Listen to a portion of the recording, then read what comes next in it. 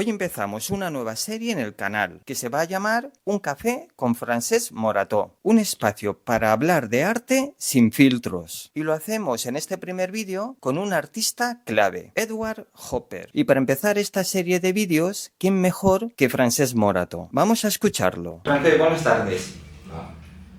¿Por qué Hopper?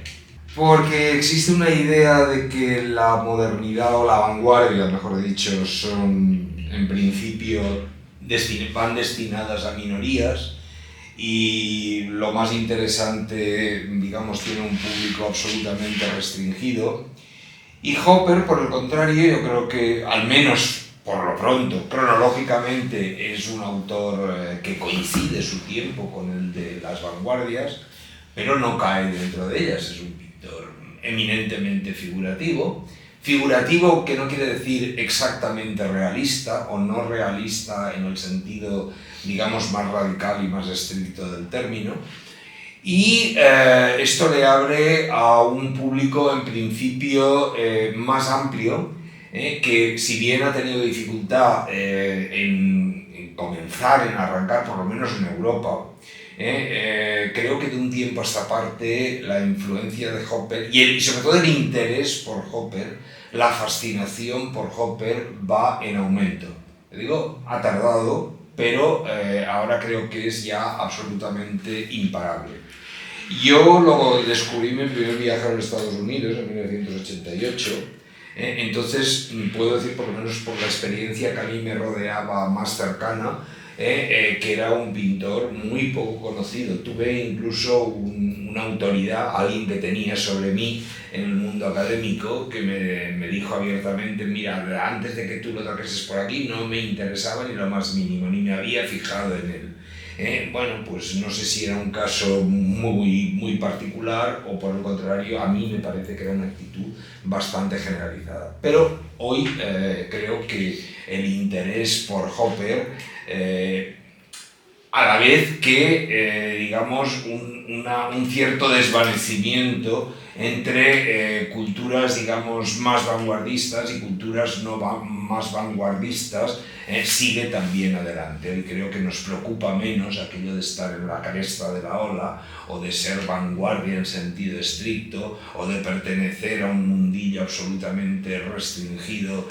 destinado a muy pocos. Nos preocupa bastante menos, y creo que esto es algo importante, que ampliemos, digamos, el arco de destinatarios. Una pregunta que me hago yo, y posiblemente creo que la mayoría de los aficionados al arte, es ¿cuál es su lugar en el conjunto de la cultura americana? Me alegro mucho que me hagas esta pregunta, porque creo que tampoco se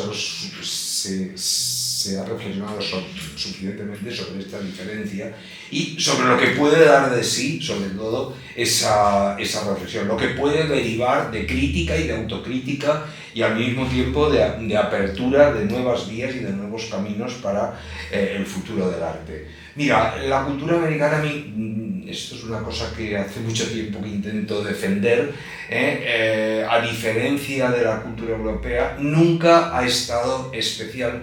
A ver, hay un movimiento fortísimo, hasta bien entrado el siglo XX, de admiración casi incondicional, de referente absoluto de la cultura europea, y sobre todo en arte. Pero también va abriéndose paso a paso la idea de que necesitamos construir una cultura propia, como americanos. Y en esta cultura propia, digamos, no figura en primer lugar esa preocupación obsesiva por figurar en la vanguardia, por figurar en la cresta, por pertenecer absolutamente a un círculo cerrado que defiende determinadas ideas y actúa exclusivamente con esas ideas, ¿no? Procede a crear exclusivamente inspirado por esas ideas. A mí me gusta mucho citar una frase que dice el señor Kant, que en principio, y menos el Kant de la primera crítica, de la crítica de la razón pura, que básicamente habla de la razón teórica, y es justamente en esta obra donde opone el monopolio de las escuelas a los intereses de los hombres. Entonces, yo creo que estos los americanos, no sé si han leído a Kant, probablemente no, probablemente se vayan a querer, la mayoría de ellos, pero en cualquier caso lo llevan a la práctica muy bien. Los intereses de los hombres quiere decir que están por encima del monopolio de las escuelas. No es nada extraño encontrar, por ejemplo, como grandes arquitectos americanos como Frank Lloyd Wright tienen absolutamente de todo. Desde sus comienzos con casas de corte muy clásico, con ciertos elementos que introducen la modernidad, con el sacrificio de ciertos otros elementos decorativos que a partir de cierto momento aparecen absolutamente como sobrantes, pero desde estas casas eminentemente clásicas, adaptadas pero clásicas, economizada la decoración, pero clásica, hasta el gran edificio final del Guggenheim o la casa de la cascada, Falling Water, que imagino que después volverá a aparecer cuando hablemos de la relación de Hopper con el cine. Son obras ya mucho más avanzadas, mucho más en la vanguardia de lo que había hecho en las últimas décadas el señor Frank Lloyd Wright, en las últimas décadas del siglo XIX o en las primeras del XX. Y todo es Frank Lloyd Wright, y que yo sepa nunca renegó de ninguna de estas partes. En Europa, en cambio, no somos tan frescos, no somos tan descarados, no somos tan tranquilos para aceptarnos la totalidad de nosotros mismos. Esto por una parte. Por otra parte está la cuestión de la cultura democrática. ¿Qué quiere decir esto?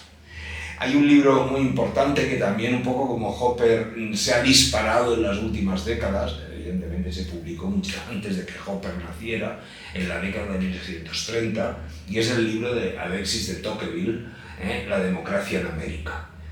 Tocqueville, como hacían los aristócratas inteligentes del siglo XIX, a partir de cierta edad, acabada la adolescencia, comenzada la primera juventud, tenía que echarse un buen viaje por el mundo. Se va a los Estados Unidos. Y el resultado es un libro maravilloso, hoy leidísimo, que es La democracia en América. Y en La democracia en América, entre otras cosas, nos dice primero que en América lo social está por encima de lo político. La iniciativa social, es decir, la calle, la realidad, de alguna manera, impregna todo, y lo político, lo burocrático, lo institucional viene un poco después. Es una de las grandes ideas, entre un montón de observaciones ajustadísimas que hace.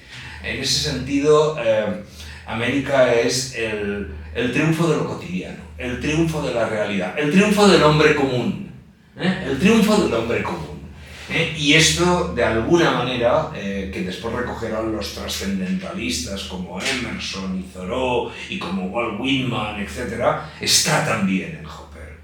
Hopper es un continuador de esa tradición de amor a la realidad, de amor a la cotidianidad, de amor al hombre medio común, de amor a las cosas que pasan todos los días. La poesía está en lo que pasa todos los días, y no necesariamente en aquella experiencia puntual, trascendental, que pasará muy pocas veces en la vida, si pasa. Entonces él lo pintaba como escenas.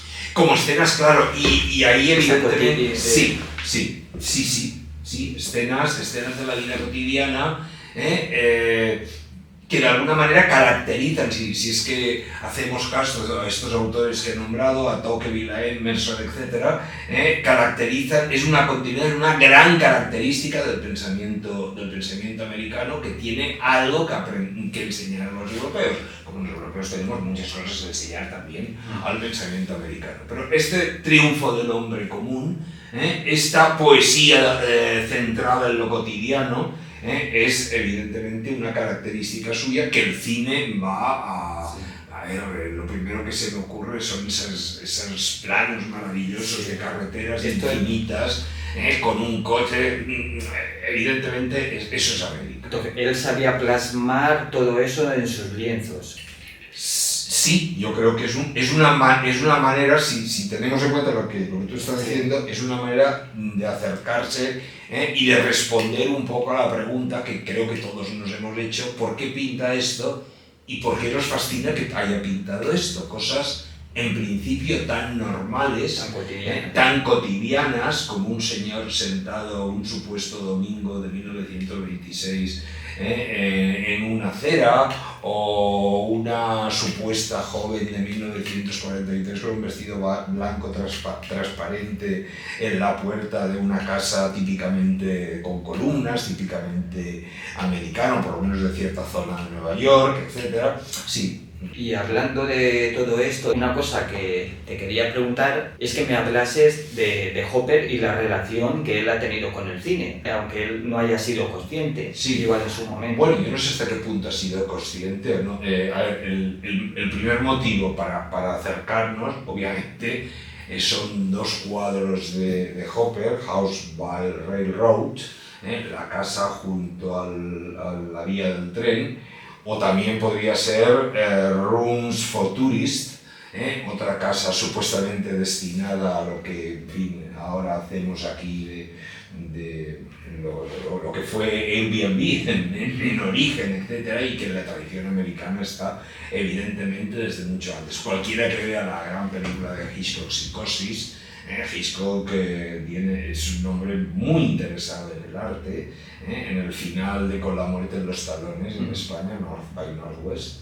Evidentemente la casa que figura reconstruida en estudio es la Falling Water, la gran casa de Frank Lloyd Wright de 1936, la casa de la cascada.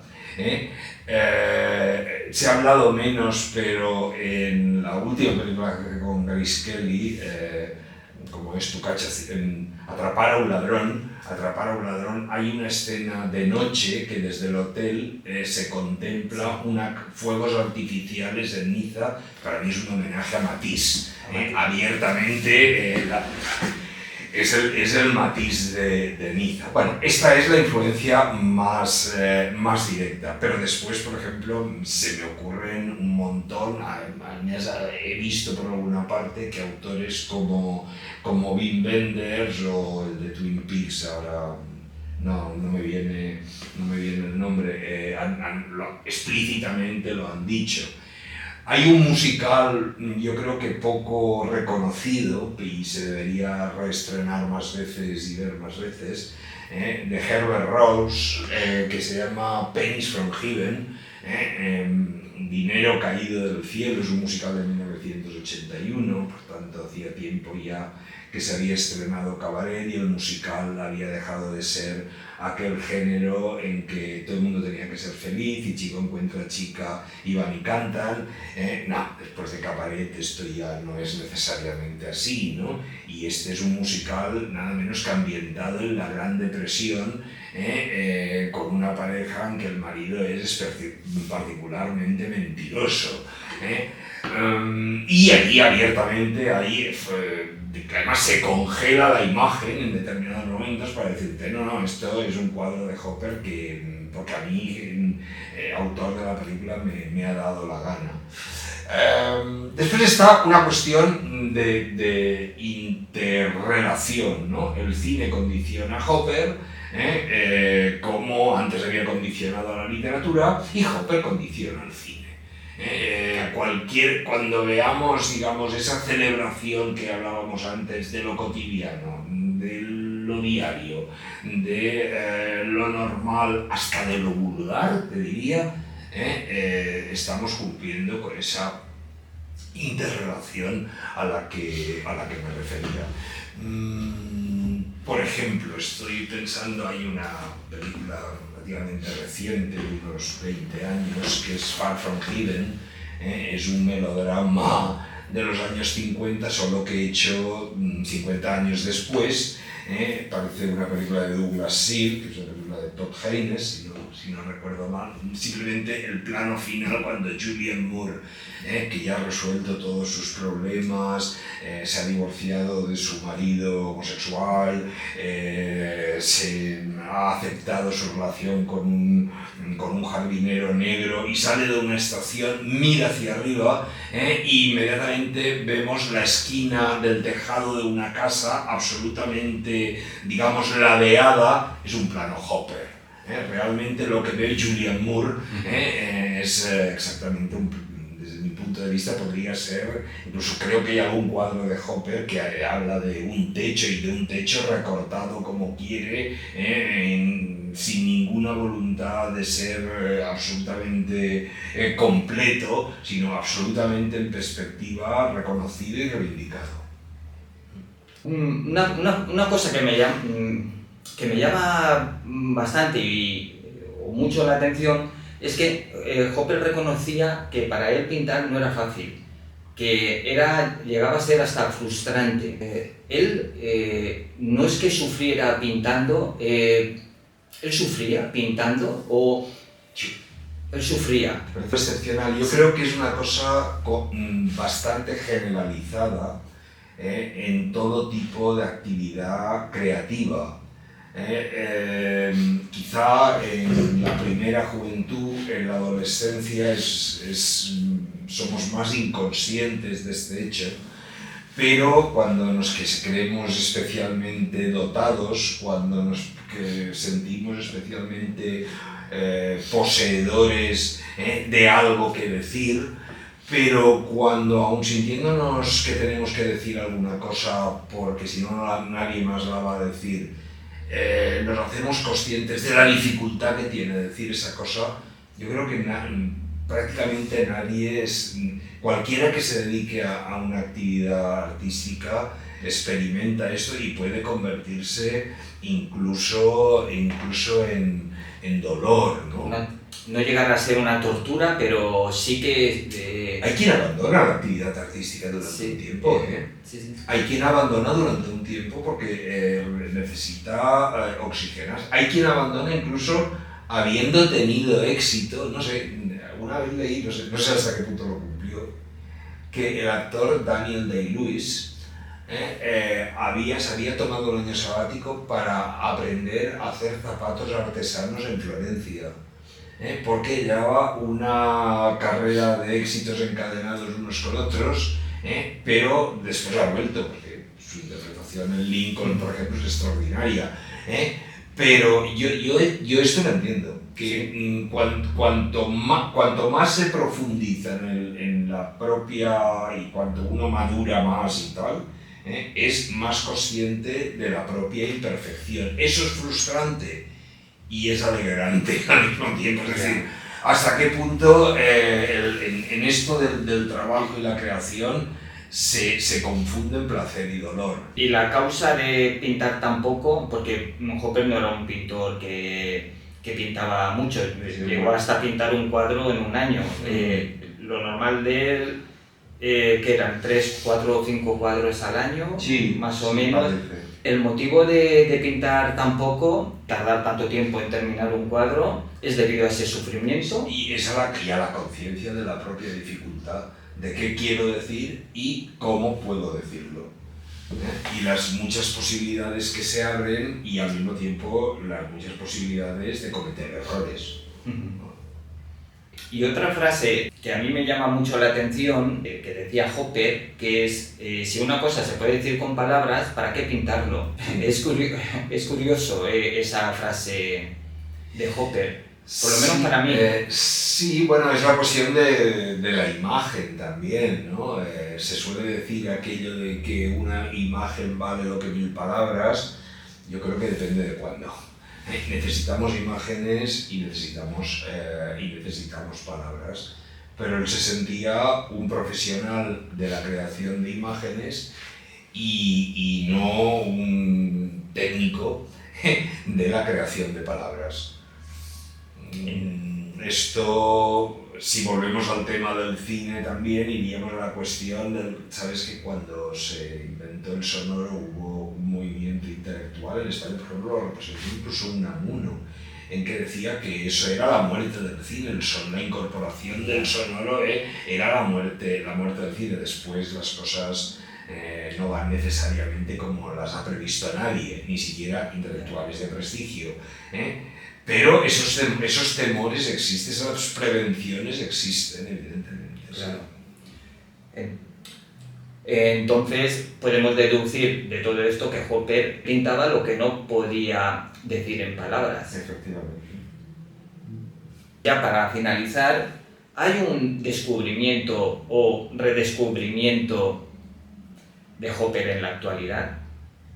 Yo creo que descubrimiento en Europa y quizá redescubrimiento en los Estados Unidos, que creo que nunca se ha alejado del todo del foco de la atención, a pesar de que se haya topado con rivales tales, tan inmensos en su tiempo, como es el interesantísimo, por otra parte, expresionismo abstracto. En Europa, ya digo, creo que lo he dicho antes, nos hemos ido despojando, por suerte, de ciertos prejuicios que nos llevaban a militar en un bando o en otro, en aquello que se suele conocer despectiva y irónicamente como las capillitas. Las capillitas, por suerte, quiero pensar, a veces a lo mejor todavía estamos cometiendo otro error, estamos pensando que se están disolviendo y no se están disolviendo tanto, pero yo quiero pensar que las capillitas se están disolviendo y que por fin hemos llegado a ese estadio que podemos apreciar la pintura buena, pero la música buena, la literatura buena, la escultura buena, venga de quien venga y no necesariamente mirando debajo de qué escuela proviene ni de qué autor. En este sentido, creo que los vientos corren a favor de, por lo menos lo que yo he conocido en los últimos años, que ya son bastantes, son más de 20, hablando de Hopper, que quien lo conoce se engancha. Quien se acerca de alguna manera permanece fiel, pero antes hay que romper ciertos prejuicios y ciertas barreras de quien piensa que como se ha formado en una determinada tradición, en unas determinadas ideas, en un determinado ambiente, en unas determinadas presiones, pues ya no puede ver otras cosas. Pues no, sí que se pueden ver otras cosas y además encontrar links, puentes de unión entre las cosas más diversas que uno puede imaginar. Hay la famosa anécdota de Mark Rothko, nada menos Mark Rothko, al principio serían las antípodas de Hopper, ¿no?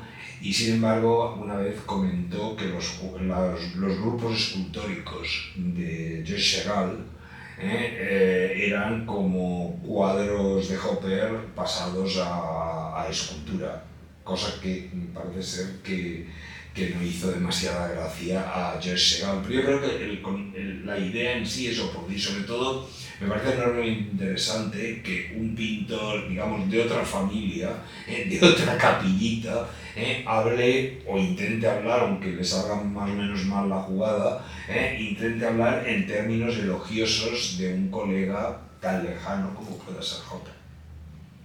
Rematamos esta conversación.